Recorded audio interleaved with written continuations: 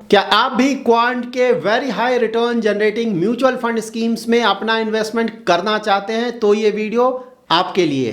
Phronesis investor academy के इस brand new video में आप सभी का बहुत बहुत स्वागत है। इस वीडियो में हम क्वांट म्यूचुअल फंड्स का डिटेल रिव्यू करेंगे और उसके बेसिस पे हम ये डिसाइड कर पाएंगे कि क्या हमें एज ए इन्वेस्टर क्वांट के म्यूचुअल फंड्स में अपना इन्वेस्टमेंट करना चाहिए या फिर नहीं करना चाहिए। इस वीडियो को हमने 4 पार्ट्स में डिवाइड किया है। फर्स्ट पार्ट में हम क्वांट म्यूचुअल फंड के सारे इक्विटी फंड्स का पास्ट परफॉर्मेंस चेक करेंगे, जिससे कि हमें ये पता चल सकेगा कि क्या सही में लास्ट फ्यू ईयर से क्वांट के फंड्स का परफॉर्मेंस सबसे ज्यादा अच्छा है।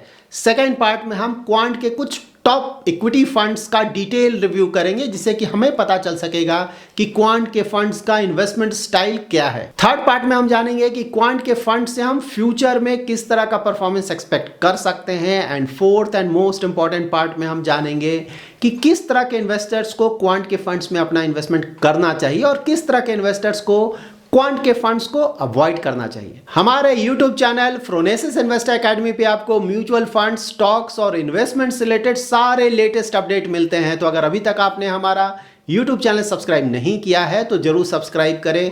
साथ ही एवरी सैटरडे 7:30 to 8:30 PM का हमारा लाइव स्ट्रीम होता है। उसमें आपका कोई भी इन्वेस्टमेंट रिलेटेड क्वेरी को हम आंसर करने की कोशिश करते हैं। तो अगर आप हमारे सब्सक्राइबर हैं तो इन लाइव स्ट्रीम्स को आप भी ज्वाइन कर सकते हैं। हम में से ज़्यादातर लोगों को या फिर ऑलमोस्ट सभी को ये पता है कि क्वांट के इक्विटी फंड्स ने लास्ट फ्यू ईयर से काफ़ी अच्छे रिटर्न जनरेट किए हैं। तो सबसे पहले हम क्वांट के इक्विटी फंड्स का कुछ सालों पहले का परफॉर्मेंस चेक करते हैं। यहाँ पर आप क्वांट के इक्विटी फंड्स का AUM और रिटर्न्स चेक कर सकते हैं एज ऑन 31 दिसंबर 2019। तो यहाँ पे अगर आप AUM चेक करेंगे इन फंड्स का तो AUM बहुत ज़्यादा छोटा था और साथ ही इसमें से ज़्यादातर फंड्स का ज़्यादातर होराइजन्स में रिटर्न्स बिल्कुल भी अच्छा नहीं था, क्योंकि ये फंड्स अपने बेंचमार्क को बीट नहीं कर पाते थे। अभी हमने जो पास्ट परफॉर्मेंस देखा उसे देखकर तो यही लगता है कि पास्ट में क्वांट म्यूचुअल फंड्स का परफॉर्मेंस बिल्कुल भी अच्छा नहीं था। लेकिन अगर मैं बोलूं कि ये जो परफॉर्मेंस आपने चेक किया इसका बहुत ज़्यादा सिग्निफिकेंस नहीं है, वो इसलिए क्योंकि ये जो आपने AUM या फिर परफॉर्मेंस चेक किया है वो क्वांट म्यूचुअल फंड का नहीं बल्कि स्कॉट्स म्यूचुअल फंड का है। क्योंकि क्वांट कैपिटल ने 2018 में स्कॉट्स म्यूचुअल फंड को खरीदा था और क्वांट कैपिटल जो कि एक ब्रोकिंग और म्यूचुअल फंड डिस्ट्रीब्यूटर था, उसने ऑफ कोर्स उस समय स्कॉट्स म्यूचुअल फंड को खरीदने के बाद टॉप मैनेजमेंट वहाँ चेंज हुआ होगा, वहाँ पे फंड मैनेजमेंट टीम चेंज हुआ, वहाँ पे रिसर्च टीम में चेंजेस आए, साथ ही उनका इन्वेस्टमेंट फिलॉसफी भी चेंज हुआ। तो जब भी कोई नया फंड हाउस, नया टीम आता है तो ऑफ कोर्स उनको आप थोड़ा टाइम देंगे सो दैट उनका जो इन्वेस्टमेंट स्टाइल है, इन्वेस्टमेंट स्ट्रैटेजी है, उसको वो इम्प्लीमेंट कर सके।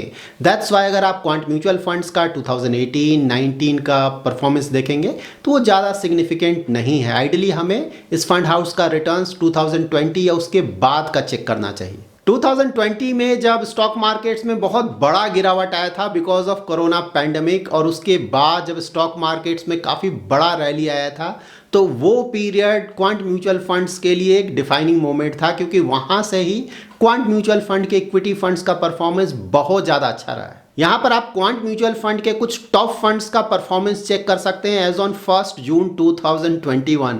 लाइक उस समय इन फंड्स का लास्ट 1 ईयर का रिटर्न देखें तो क्वांट स्मॉल कैप फंड का रिटर्न 200% से भी ज़्यादा था और क्वांट टैक्स प्लान और क्वांट एक्टिव फंड का भी जो रिटर्न था वो 100% से भी ज़्यादा था। यहाँ पर अगर आप 3 ईयर, 5 ईयर और 10 ईयर का रिटर्न्स देखेंगे तो वो भी काफ़ी अच्छा लग रहा है। वो सिर्फ इसलिए अच्छा लग रहा है क्योंकि उस समय लास्ट 1 ईयर का रिटर्न बहुत ज़्यादा था और अगर आप उस वेरी हाई रिटर्न को एवरेज करें for 3 year, 5 year and 10 year तो उसके कारण ही इनका 3 ईयर, 5 ईयर और 10 ईयर का भी जो रिटर्न्स है वो काफ़ी अच्छा लग रहा है। यहाँ पर आप क्वांट म्यूचुअल फंड के सारे इक्विटी स्कीम्स जिन्होंने अभी तक अपना 1 ईयर कंप्लीट कर लिया है उसका AUM और रिटर्न्स चेक कर सकते हैं across 1 year, 3 year, 5 year and 10 year horizon with respect to its benchmark. यहाँ पर आप क्लियरली देख सकते हैं कि क्वांट के कुछ फंड्स का AUM काफ़ी तेजी से बढ़ा है लास्ट फ्यू ईयर्स में। ऑफकोर्स वो इसलिए बढ़ा है क्योंकि इनका परफॉर्मेंस भी काफ़ी ज़्यादा अच्छा रहा है। यहाँ पर अगर आप इनका परफॉर्मेंस देखें तो अक्रॉस ऑल होराइजन्स ऑलमोस्ट इन्होंने अपने बेंचमार्क को अच्छे मार्जिन से बीट किया है। क्वांट के इक्विटी फंड्स में quant active fund, quant small cap fund और क्वांट टैक्स प्लान का AUM रिलेटिवली बड़ा है और साथ ही इन फंड्स का परफॉर्मेंस भी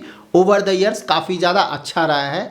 तो हम इस वीडियो में इन ऑल 3 फंड्स का डिटेल रिव्यू करेंगे। यहाँ पर आप स्मॉल कैप कैटेगरी के कुछ टॉप फंड्स का परफॉर्मेंस चेक कर सकते हैं। तो आप क्लियरली देख सकते हैं कि क्वांट स्मॉल कैप फंड का परफॉर्मेंस कितना ज़्यादा अच्छा रहा है as compared to other funds. Like 3 years में इनका रिटर्न रहा है ऑलमोस्ट 52% का, जबकि दूसरे फंड्स इसके आसपास भी नहीं आते हैं रिटर्न वाइज। यहाँ पर आप मल्टी कैप कैटेगरी के कुछ टॉप फंड्स का डिटेल चेक कर सकते हैं। यहाँ पे भी क्लियरली क्वांट एक्टिव फंड का परफॉर्मेंस काफ़ी ज़्यादा अच्छा रहा है। यहाँ पर आप कुछ टॉप ELSS फंड्स का डिटेल चेक कर सकते हैं। तो यहाँ भी क्वांट टैक्स प्लान का परफॉर्मेंस काफ़ी ज़्यादा अच्छा रहा है। नाउ हम जान लेते हैं कि क्वांट के ये जो टॉप स्कीम्स हैं ये कंसिस्टेंट परफॉर्मर हैं, that is year on year ये अपने बेंचमार्क को बीट कर रहे हैं, या फिर सिर्फ 1 या 2 साल ही इनका परफॉर्मेंस अच्छा रहा है। तो उसके लिए हम इन टॉप फंड्स का 2020, 2021 और 2022 का एनुअल रिटर्न्स चेक करते हैं। यहाँ पर आप क्लियरली देख सकते हैं कि quant active fund, quant small cap fund and quant tax plan का जो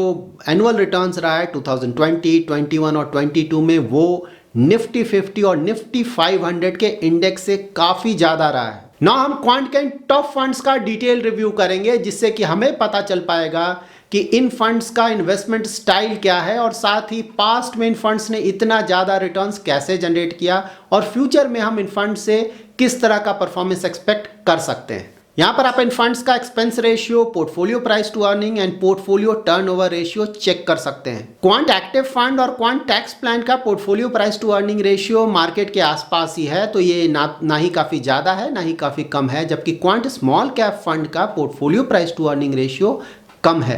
इन फंड्स का जो मोस्ट इंटरेस्टिंग पार्ट है वो है इनका पोर्टफोलियो टर्नओवर रेशियो, जो कि काफ़ी ज़्यादा है। इस तरह का पोर्टफोलियो टर्नओवर रेशियो आपको जनरली दूसरे म्यूचुअल फंड स्कीम्स में देखने को नहीं मिलेंगे। इसका मतलब ये हुआ कि ये फंड्स अपने स्टॉक पोर्टफोलियो में स्टॉक्स का बाय एंड सेल काफ़ी ज़्यादा करते हैं। यहाँ पर आप इन फंड्स का risk and return parameters check कर सकते हैं। तो 3 ईयर होराइजन में आप क्लियरली देख सकते हैं कि इन फंड्स का शार्प रेशियो अल्फा काफ़ी ज़्यादा अच्छा रहा है। यहाँ पर आप इन फंड्स का मार्केट कैप एलोकेशन चेक कर सकते हैं। तो इन फंड्स ने अपना ऑलमोस्ट पूरा इन्वेस्टमेंट इक्विटी में किया है। इन फंड्स ने कैश में ज़्यादा पैसा नहीं रखा है। सिमिलरली डेट या फिर शॉर्ट टर्म इंस्ट्रूमेंट्स में भी किसी भी तरह का ज़्यादा एक्सपोजर नहीं लिया है। क्वांट एक्टिव फंड एक मल्टी कैप कैटेगरी का फंड है, दैट्स वाई इस फंड ने लार्ज कैप, मिड कैप और स्मॉल कैप तीनों तरह के मार्केट कैप के स्टॉक्स में बड़ा एक्सपोजर लिया है। क्वांट स्मॉल कैप फंड का स्मॉल कैप के स्टॉक्स में काफ़ी बड़ा एक्सपोजर है एट अबाउट 81%, और क्वांट टैक्स प्लान का लार्ज कैप में काफ़ी बड़ा एक्सपोजर है एट अबाउट 69%, और साथ ही मिड कैप के स्टॉक्स में भी काफ़ी अच्छा एक्सपोजर है एट अबाउट 21%। यहाँ पर आप इन फंड्स का सेक्टर एलोकेशन चेक कर सकते हैं। इन ऑल 3 फंड्स ने फाइनेंशियल और कंज्यूमर स्टेपल्स में काफ़ी बड़ा एक्सपोजर लिया है। साथ ही इन फंड्स का मेटल्स एंड माइनिंग, केमिकल्स और कंस्ट्रक्शन सेक्टर में भी अच्छा एक्सपोजर है। यहाँ पर आप इन फंड्स का स्टॉक पोर्टफोलियो चेक कर सकते हैं। तो इनके स्टॉक पोर्टफोलियो को देखकर आपको 2 बातें तो क्लियरली पता चल रही होंगी। फर्स्ट, इन फंड्स ने PSU स्टॉक्स, उसमें भी PSU बैंक्स में काफ़ी बड़ा एक्सपोजर लिया है। साथ ही अदानी ग्रुप के स्टॉक्स में भी इनका बड़ा एक्सपोजर है। क्वांट एक्टिव फंड का अगर आप स्टॉक पोर्टफोलियो देखेंगे तो PSU में यहाँ आपको SBI, PNB, bank of Baroda और यूनियन बैंक ऑफ इंडिया के स्टॉक मिल जाएंगे, और साथ ही अंबुजा सीमेंट और अदानी पोर्ट्स में भी काफ़ी बड़ा एक्सपोजर लिया है। ये दोनों ही कंपनीज अदानी ग्रुप की कंपनीज हैं। क्वांट टैक्स प्लान में आपको PSU कंपनीज में SBI, that is state bank of India, NTPC, Punjab national bank, LIC, union bank of India, और अगर आप इनके नीचे के पोर्टफोलियो को देखेंगे तो वहाँ पे आपको बैंक ऑफ बड़ौदा भी मिल जाएगा। इस फंड ने भी अंबुजा सीमेंट और अदानी पोर्ट में काफ़ी बड़ा एक्सपोजर लिया है। क्वांट स्मॉल कैप के PSU स्टॉक्स को देखें तो यहाँ पे पंजाब नेशनल बैंक और हिंदुस्तान कॉपर में बड़ा एक्सपोजर लिया गया है। अभी हमने क्वांट के टॉप फंड्स का जो डिटेल रिव्यू किया है उससे हमें इनका इन्वेस्टमेंट स्ट्रेटजी पता चल गया है। तो क्वांट के फंड्स VLRT स्ट्रेटजी को फॉलो करते हैं। V stands for valuation, L stands for liquidity, R stands for risk and T stands for timing. तो इससे हमें यह पता चलता है कि क्वांट के फंड्स फंडामेंटल और टेक्निकल एनालिसिस दोनों पैरामीटर्स को यूज करते हैं अपने इन्वेस्टमेंट्स के लिए। क्वांट फंड हाउस का जो इन्वेस्टमेंट फिलॉसफी है वो है एक्टिव, एब्सोल्यूट और अनकंस्ट्रेंट। एक्टिव का मतलब ये हुआ कि ये एक्टिवली अपने फंड्स को मैनेज करते हैं और वहाँ पे टाइमिंग को काफ़ी ज़्यादा इंपॉर्टेंस देते हैं। दैट्स वाई इनका टर्नओवर रेशियो अगर आप देखेंगे इनके फंड्स का वो काफ़ी ज़्यादा होता है। एब्सोल्यूट का मतलब हुआ absolute focus on returns, that is market conditions कैसा भी हो, ये चाहते हैं कि अपने फंड्स के थ्रू ये किसी भी मार्केट कंडीशन में अच्छे रिटर्न्स जनरेट कर सके। अनकंस्ट्रेंट का मतलब हुआ कि ये खुद पे किसी भी तरह का कोई रिस्ट्रिक्शंस नहीं लगाते हैं, लाइक ये ओपन टू ऑल हैं, like value style of investing या ग्रोथ स्टाइल ऑफ इन्वेस्टिंग या फिर ब्लेंडेड स्टाइल ऑफ इन्वेस्टिंग या फिर कोई भी सेक्टर हो या फिर कोई भी स्टॉक हो, जहां से भी इन्हें लगेगा कि ये अच्छे रिटर्न जनरेट कर सकते हैं वहां पे ये अपना इन्वेस्टमेंट करेंगे। क्वांट के फंड्स का अगर आप करंट इन्वेस्टमेंट स्टाइल का प्रेफरेंस देखेंगे तो उन्हें ऐसा लगता है कि वैल्यू स्टॉक्स में जो रैली स्टार्ट हुआ है वो जस्ट स्टार्ट है। उन्हें लगता है कि आने वाले कई सालों तक वैल्यू स्टॉक्स का परफॉर्मेंस काफ़ी अच्छा रहेगा। दैट्स वाई इनके फंड्स ने वैल्यू स्टॉक्स में काफ़ी बड़ा एक्सपोजर लिया है। End of course value stocks में भी इन्हें लगता है कि पीएसयू बैंक्स का परफॉर्मेंस काफ़ी ज़्यादा अच्छा रहेगा। और सेक्टर लोकेशन में इन्हें लगता है कि ऑफ कोर्स फाइनेंशियल का परफॉर्मेंस तो अच्छा रहेगा ही, उसके साथ साथ मेटल्स का, पावर सेक्टर के स्टॉक्स का और साथ ही इंफ्रा सेक्टर के स्टॉक्स का परफॉर्मेंस भी आने वाले समय में काफ़ी अच्छा रहेगा। सो नाउ क्या हमें क्वांट के इक्विटी फंड्स में अपना इन्वेस्टमेंट करना चाहिए? तो इसे जानने के लिए हम सबसे पहले ये जान लेते हैं कि करेंटली जो इंडिया में ज़्यादातर म्यूचुअल फंड कंपनीज हैं वो अपना इन्वेस्टमेंट कैसे करते हैं। ज़्यादातर जो म्यूचुअल फंड कंपनीज हैं वो generally in 3 style of investing को फॉलो करते हैं। फर्स्ट है वैल्यू, सेकंड है ग्रोथ एंड थर्ड है ब्लेंडेड। ब्लेंडेड मीन्स आप ग्रोथ और वैल्यू दोनों तरह के स्टॉक्स में अपना इन्वेस्टमेंट करेंगे। तो सपोज कोई fund house growth style of investing को फॉलो कर रहा है, लाइक एक्सिस म्यूचुअल फंड, तो एक्सिस म्यूचुअल फंड अपना ज़्यादातर इन्वेस्टमेंट, ऑलमोस्ट पूरा investment very high growth companies में करता है। तो अगर उनके ग्रोथ स्टॉक्स का परफॉर्मेंस अच्छा रहेगा तो उस फंड हाउस के जो फंड्स हैं उनका भी रिटर्न्स काफ़ी अच्छा आएगा। और अगर ग्रोथ स्टॉक का परफॉर्मेंस अच्छा नहीं रहेगा तो वहाँ भी रिटर्न्स नहीं आएंगे। यही हमने देखा है लास्ट 2 ईयर से ऑलमोस्ट, कि उससे पहले तो एक्सिस के फंड्स का रिटर्न्स बहुत ज़्यादा अच्छा आ रहा था, लेकिन रीसेंट टाइम्स में एक्सिस के ज़्यादातर फंड्स काफ़ी ज़्यादा अंडर परफॉर्म कर रहे हैं। सिमिलरली अगर आप HDFC म्यूचुअल फंड को देखें तो वो ऑफकोर्स कुछ ग्रोथ स्टॉक्स में भी इन्वेस्ट करते हैं, लेकिन साथ ही वैल्यू स्टॉक्स में भी उनका एक्सपोजर काफ़ी बड़ा होता है।